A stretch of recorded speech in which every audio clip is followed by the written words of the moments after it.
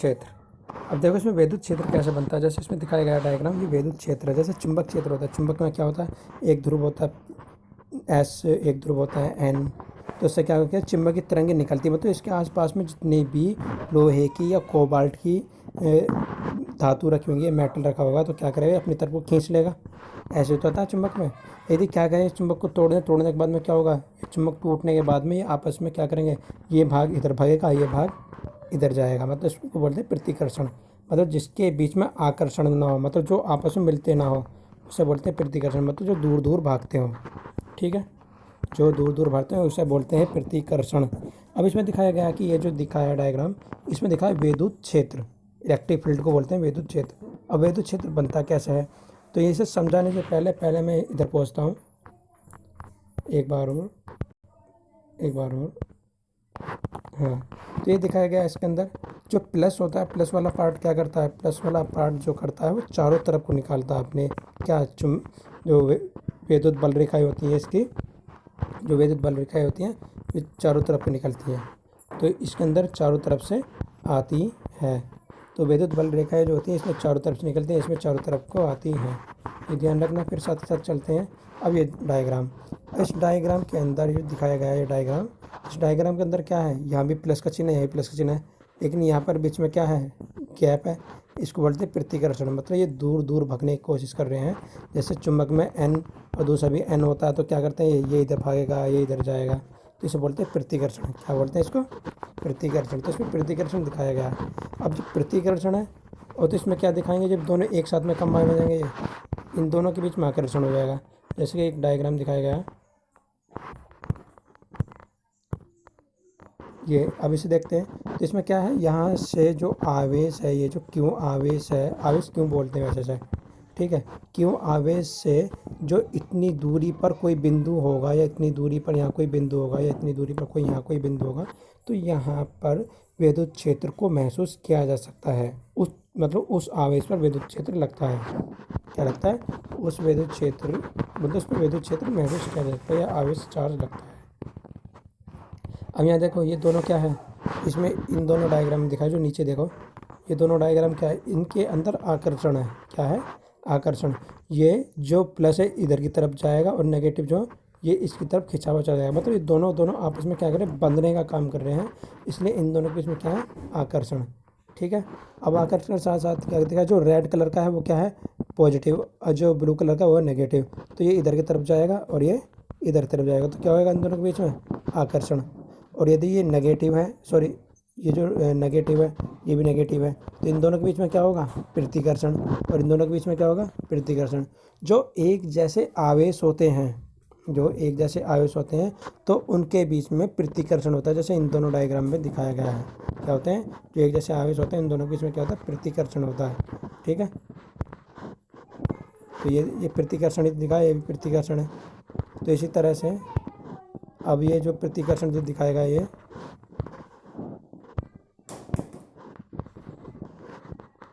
तो यहाँ प्रतिकर्षण के साथ साथ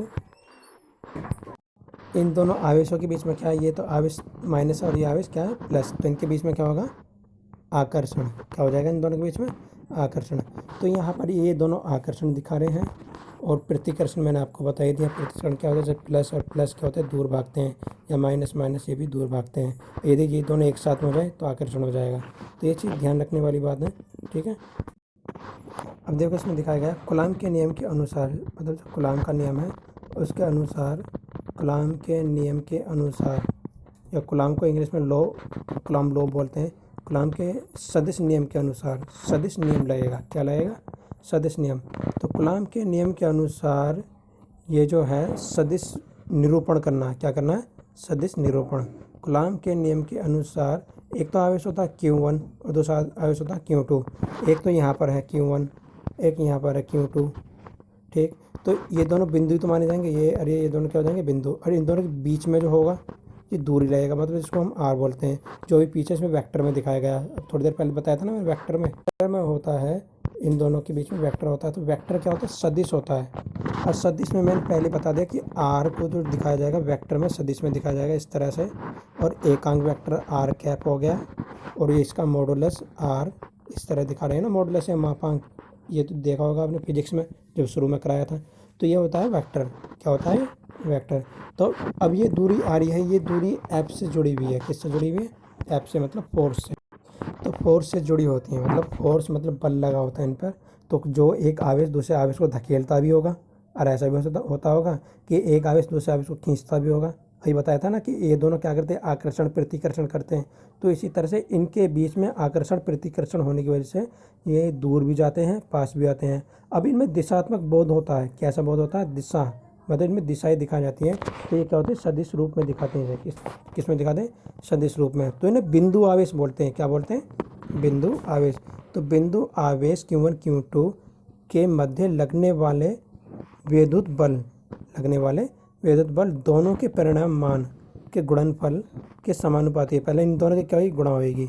उनकी बीच की दूरी के वर्ग के व्युत्क्रमानुपाती है। मतलब बीच की दूरी जो होगी इसके बीच की दूरी के वर्ग के व्युत्क्रमानुपाती है। चूँकि आवेश धनात्मक या ऋणात्मक भी हो सकता है। मतलब हम आवेश को धनात्मक भी मान सकते हैं या फिर ऋणात्मक भी मान सकते हैं या नहीं? तो इन दोनों में कुछ भी हो सकता है। जो ऋणात्मक भी है, धनात्मक भी है, तो इन दोनों के बीच में क्या होगा? आकर्षण भी हो सकता है, प्रतिकर्षण भी हो सकता है। तो Q1 Q2 ये आवेश हो गया और इसका मापांक हो गया। क्योंकि हम जानते हैं कि बल सदिश राशि है। कैसी राशि है? बल सदिश। दोबारा बोला, क्योंकि हम जानते हैं कि बल एक सदिश राशि है, इसलिए क्या है? इसको सदिश के रूप में, कूलॉम के नियम के रूप में लिखा जाना चाहिए। ये लिखा जा सकता है। माना दो आवेश Q1 Q2 दोनों के चित्रण दर्शित है। ये बिंदु आवेश है, जैसे दिखाया गया है। मतलब एक दूरी है यहाँ से यहाँ तक की दूरी, इसको मान लिया R1, और एक आवेश है इसी तरह से यहाँ तक दूसरा। तो ये मान लिया हमने Q1 और ये मान लिया हमने Q2। तो यहाँ से यहाँ तक क्या हो गया? R2, ये हो गया R1। तो R1 जो दिखाना चाह रहा है ये मान के चलो O हो गया ये बिंदु, और ये हो गया A, OA। तो एक आवेश जैसे मान के चलो एक पॉइंट है, ये बिंदु है, ये तो हो गया O। क्या हो गया? ये O। और ये हो गया Q1, ये हो गया Q2। तो इसे मानेंगे A, इसे मानेंगे B। ठीक है। और यहाँ से यहाँ तक की दूरी क्या है? R1। क्या है? R1 वेक्टर के रूप में रहेगी क्योंकि ये दिशात्मक बोध करा रही है। और ये यहाँ से यहाँ तक की दूरी क्या है? R2। क्या हो गई है? R2। तो वेक्टर के रूप में हो गई है। तो दूरी R1, ये R1 है, और ये दूरी R2। ठीक है। अब R1 R2 जैसे हमने एक वेक्टर बनाया था कुछ देर पहले, और वेक्टर तुमने वैसे देखा होगा, ये R1 होता है, ये R2 होता है, और इन दोनों के यहाँ की बीच की दूरी क्या लगेगी? जो इसको घटा के निकालते हैं, देखा होगा आपने 11वीं क्लास में जब कराया था ये। तो इससे क्या होता है?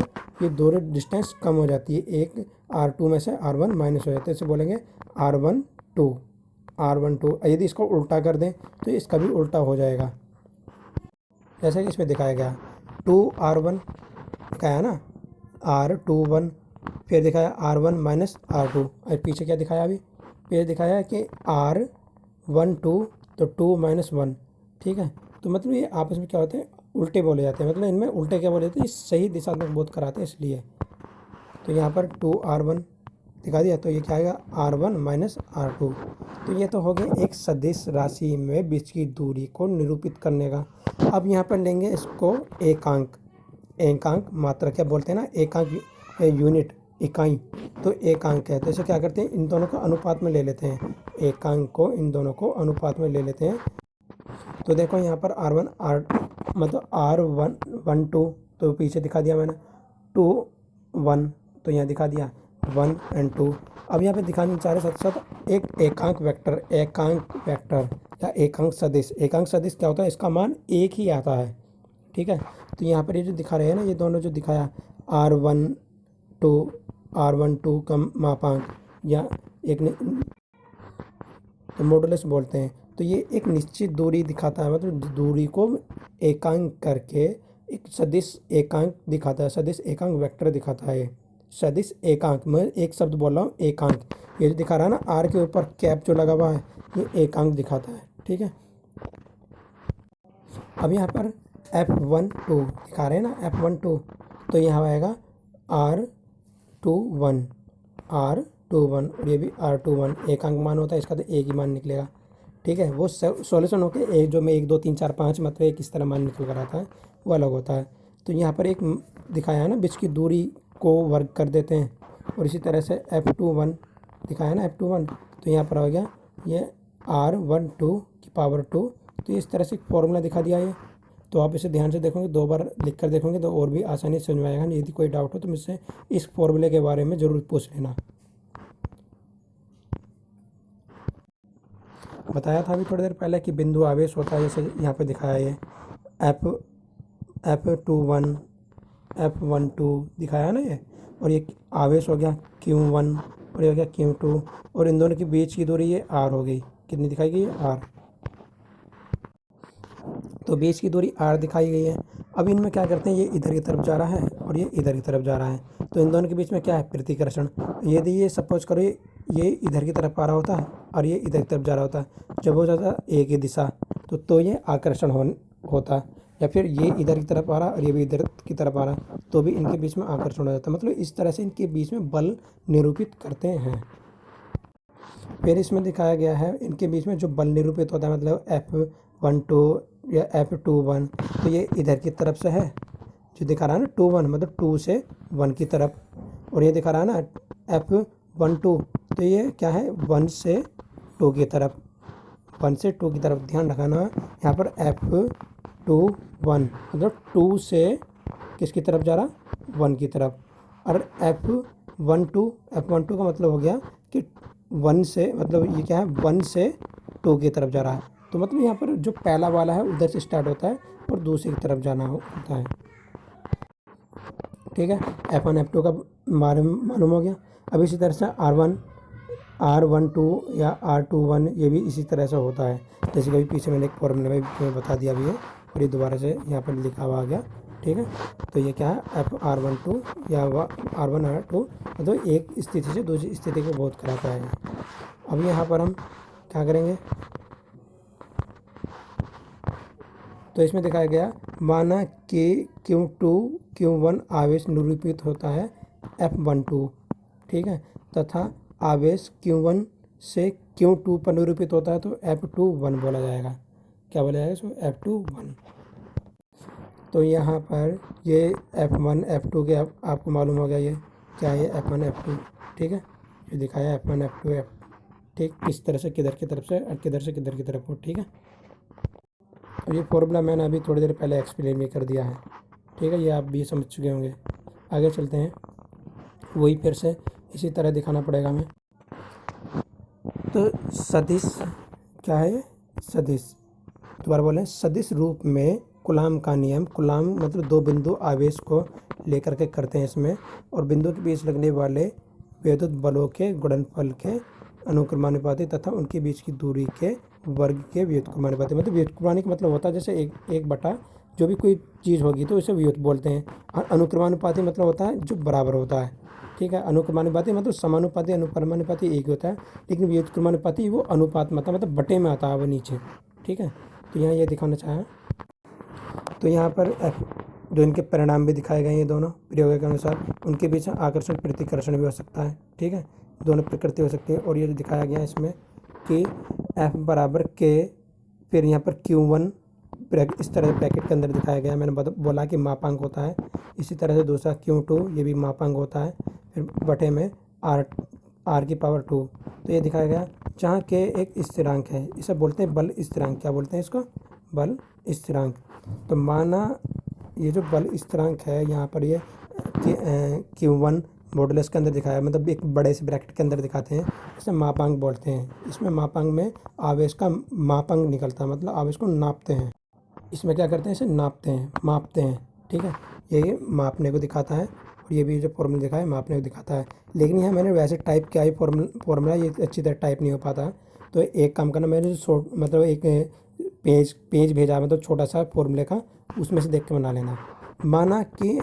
माना n आवेश Q1 Q2 Q3 Q4 Q5 मतलब Qn तक है, बहुत सारे आवेश हैं। मान के चलो 10 आवेश है, तो 1 से लेकर 10 तक है। कूलाम के नियम के अनुसार प्रत्येक आवेश एक दूसरे पर बल आरोपित करेंगे। सीधी बात है, जो वहाँ पर जो आवेश रखा हुआ है वे आपस में क्या करेंगे, या तो अपनी तरफ खींचेंगे या फिर धकेलेंगे। मतलब या तो उनके बीच में आकर्षण होगा या फिर प्रतिकर्षण होगा। बताया था ना अभी कि इनके बीच में आकर्षण या प्रतिकर्षण दोनों में से कोई सा एक कार्य करता है। अब उनके बीच में खिंचाव भी होगा। जब खिंचाव होगा तो मतलब बल आरोपित होगा। तो माना कि Q1 Q2 Q3 Q4 पर F1 F2 F3 F4 F1, मतलब इस तरह से F1 F12 F13 F14 F15, तो इस तरह से बल आरोपित हो रहा है। तो इसे बोलते हैं अध्यारोपण सिद्धांत। क्या बोलते हैं? अध्यारोपण सिद्धांत। मतलब एक पॉइंट पर चारों तरफ से, जैसे इधर की तरफ भी जा रहा है, इधर की तरफ भी जा रहा है, इधर की तरफ भी जा रहा है। और मान के चलिए नेगेटिव आ गया या इसकी तरफ आ गया, या सपोज करो पॉजिटिव आ गया तो इधर मुड़ जाएगा। तो मतलब इसे अध्यारोपण बोलते हैं। ठीक है, ध्यान रखना। और ये जो इसमें यह डायग्राम दिखाया गया है, दिखाया है ना, F1 बराबर F12 प्लस F2 दिखाया है। ये फॉर्मूला भी बहुत ही इसी तरह से है। ये जो डायग्राम दिखाया है, ये डायग्राम भी आसानी से, लेकिन आपको ये समझ नहीं आ पा रहा डायग्राम, तो आप NCERT की बुक में देखकर बना लेना इस डायग्राम को, और एक बार मुझे ज़रूर दिखा देना। ठीक है। सिग्मा का मतलब होता है ऐड करना है, जोड़ना है। मतलब एक बिंदु से दूसरे बिंदु तक की दूरी को जो उसमें ऐड करके दिखाया गया है, ये सिग्मा दिखाया गया है। ठीक है।